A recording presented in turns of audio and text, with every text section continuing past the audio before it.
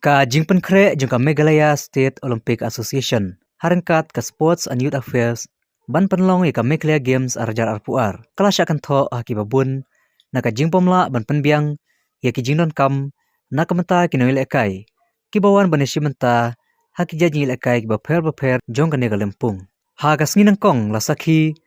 ya ki jing sapriang kidur leng bagi social media. Ya karukong penkre ban penlong ya ketiga lempung. Kabala isai met ban pej, haka bagi noel ekai kilah bantia haki kamera ki bajabo ka jimbom biang ki jakasum barkamtam ki pankhana ki ba omshem lapan khuj satya na kaliang ka Meghalaya State Olympic Association